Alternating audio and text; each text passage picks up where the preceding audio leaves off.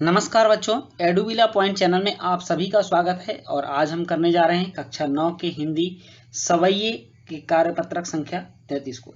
सवैया क्या होता है? यह दोहा से सवा गुना बड़ा होता है, इसलिए इसको सवैया बोलते हैं। तो प्यारे बच्चों, पिछले कार्यपत्रकों में आपने प्रसिद्ध कश्मीरी संत कवयित्री रचित कुछ वाक पढ़े। संत कवयित्री ललदद ने जो रचनाएं की थी उन रचनाओं को वाक कहते हैं। आइए आज के कार्यपत्रक के माध्यम से कृष्ण भक्त रसखान एक महान कृष्ण भक्त थे और उनका मूल नाम था सैयद इब्राहिम। तो उन्होंने कुछ सवैयों की रचना की थी, उस पर हम लोग चर्चा करते हैं। और सैयद इब्राहिम रसखान के रूप में काफ़ी प्रचलित कवि हैं और कृष्ण भक्ति में इनकी कविताएं काफ़ी लिखी गई हैं और बहुत आज भी पसंद की जाती रही हैं। तो यहाँ इन्होंने अपने मन की बात को कहा है कि अगर मुझे अगला जन्म मिले तो मैं क्या करूँगा। और अगला जन्म ये गोकुल में चाहते हैं। गोकुल में कहते हैं मुझे चाहे पत्थर बना दो, मुझे चिड़िया बना दो, मुझे पंछी बना दो, ये सब कुछ भी बना दो, लेकिन मुझे गोकुल गांव में ही मेरा अगला जन्म दो। तो वहीं यह कह रहे हैं कि मानुष हो तो वहीं रस खानी, बसों ब्रज गोकुल गांव के ग्वारन। कह रहे हैं कि अगर मनुष्य के रूप में मेरा जन्म होता है तो मुझे वहीं गोकुल गांव के ग्वाले के रूप में मेरा जन्म देना, मैं कोई दूसरे जगह नहीं जाना चाहता। जौ पशु हो तो कहाँ बस मेरो, चरौ नित नंद की धेनु मजारो। और जब मैं पशु हूँ, पशु के रूप में अगर जन्म हूँ, तब मेरा बस कहाँ है। मुझे तो नंद की धेनु मतलब गाय होता है, नंद की गायों के बीच मेरा जन्म देना, मैं वहीं रहूंगा। पाहु न हो तो वहीं गिरी को, जो किए हरिछत्र पुरंदर धारण। कहते कि अगर मुझे पत्थर बनाना तो मुझे गोवर्धन पर्वत का पत्थर बनाना, जिससे कि पुरंदर इंद्र के प्रकोप से हरि ने अपने लिए छत्र बनाकर धारण किया था। जौ खग हो तो बसेरो करो, मिली कालिंदी कुल कदम की डारन। कह रहे हैं कि अगर मैं खग हूँ, पक्षी हूँ, तो मेरा बसेरा कालिंदी मतलब यमुना नदी के किनारे कदम की डाली पर देना।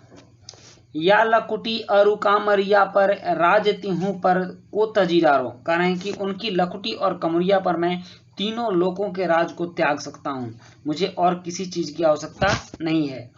आठ हूँ सिद्धि नवो निधि के सुख, नंद की गाय चराई बिसारो। कह रहे हैं कि नंद के गाय को अगर मुझे चराने को मिल जाए तो उसके बाद मैं आठों सिद्धि और नौ निधि के सुख को भुलाने को तैयार हूँ। रसखान कबो इन आँखिन सो, ब्रज के बन बाग तड़ाग निहारो।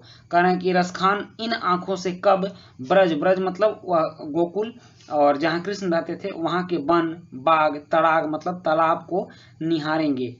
कौटिक एक कल धौत के धाम, करीले के कुंज ऊपर वारो। और इस प्रकार कहते हैं कि मैं वहाँ के धाम से के ऊपर, वहाँ के कटीले झाड़ियों के ऊपर बड़े बड़े महलों को भी वार सकता हूँ, उसको भी त्याग सकता हूँ। अब कुछ अपरिचित शब्द हैं, जैसे मानुष मतलब मनुष्य होता है, करील मतलब कांटेदार झाड़ी, गिरी मतलब पर्वत होता है, खग मतलब पक्षी होता है, कामरिया मतलब कंबल होता है और कलदौत मतलब महल होता है। अब भाव ये है कि प्रस्तुत पंक्तियों में कवि के श्री कृष्ण एवं उनके गांव गोकुल ब्रज के प्रति लगाव का वर्णन हुआ है। इसी वजह से वे अपने प्रत्येक जन्म में ब्रज की धरती पर जन्म लेना चाहते हैं। अगर उनका जन्म मनुष्य के रूप में हो तो वे गोकुल के ग्वालों के बीच में जन्म लेना चाहते हैं। पशु के रूप में जन्म लेने पर वो गोकुल की गायों के साथ घूमना फिरना चाहते हैं। अगर वो पत्थर भी बने तो उसी गोवर्धन पर्वत का पत्थर बनना चाहते हैं, जिसे श्री कृष्ण ने इंद्र के प्रकोप से गोकुल वासियों को बचाने के लिए अपनी उंगली पर उठाया था। अगर वो पक्षी भी बने तो यमुना के तट पर कदम के पेड़ों में रहने वाले पक्षियों के साथ रहना चाहते हैं। रसखान का भगवान श्री कृष्ण एवं उनसे जुड़ी वस्तुओं के प्रति गहरा लगाव देखने को मिलता है। वे कृष्ण की लाठी और कंबल के लिए तीनों लोकों का राजपाट तक छोड़ने के लिए तैयार हैं। अगर उन्हें नंद की गायों को चराने का मौका मिले तो इसके लिए वे आठों सिद्धियां और 9 निधियों के सुख को त्याग सकते हैं। जब से कवि ने ब्रज के वनों, बगीचों, तालाबों इत्यादि को देखा है, वो इनसे दूर नहीं रह पा रहे हैं। जब से कवि ने करील की झाड़ियों और वन को देखा है तो वो इनके ऊपर करोड़ों सोने के महल भी न्यौछावर करने के लिए तैयार हैं। अब इस पर आधारित कुछ प्रश्न हैं। जैसे कि यहाँ दिया गया है कालिंदी कुल कदम्ब की डारण में कौन सा अलंकार है, तो यह निश्चित है कि यह अनुप्रास अलंकार है, इसलिए उत्तर क होगा इसका। दूसरा प्रश्न है कि निम्न में से खग शब्द का कौन सा पर्यायवाची शब्द नहीं है, तो ग सर्प खग का पर्यायवाची नहीं है। नेक्स्ट है अगले जन्म में कवि क्या नहीं बनना चाहता, तो अगले जन्म में कवि सांप नहीं बनना चाहता, मनुष्य, पत्थर और पक्षी बनना चाहता है। अब प्रश्न 4 है कि एक लकुटी और कामरिया पर कवि सब कुछ न्यौछावर करने को क्यों तैयार है। और प्रश्न 5 है कि कालिंदी कुल कदम की डारण से क्या तात्पर्य है। और एक गतिविधि है कि 8 सिद्धियों और 9 निधियों के संदर्भ में जानकारी हासिल कीजिए और उन पर एक अनुच्छेद लिखिए। तो चलिए अब इन प्रश्नों के उत्तर लिखते हैं।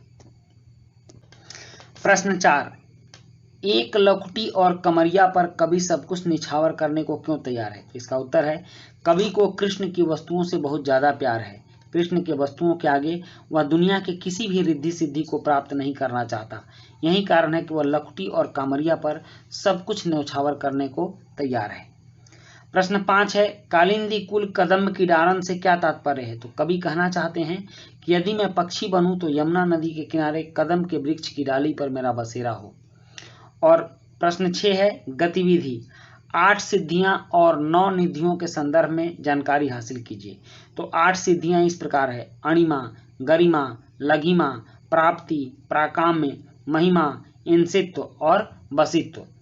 उसके बाद निधियां इस प्रकार हैं, निधियां 9 है, 9 निधियां महापद्म, पद्म, शंख, मकर, कच्छप, मुकुंद, कुंद, नील और खर्व। तो इस तरह से हम लोगों ने 8 सिद्धियां और 9 निधियों के नाम को जाना और आपकी वर्कशीट भी कंप्लीट होती है। वीडियो अच्छी लगी हो तो लाइक, सब्सक्राइब, कमेंट जरूर कीजिएगा। मिलते हैं नेक्स्ट वीडियो में। Thank you.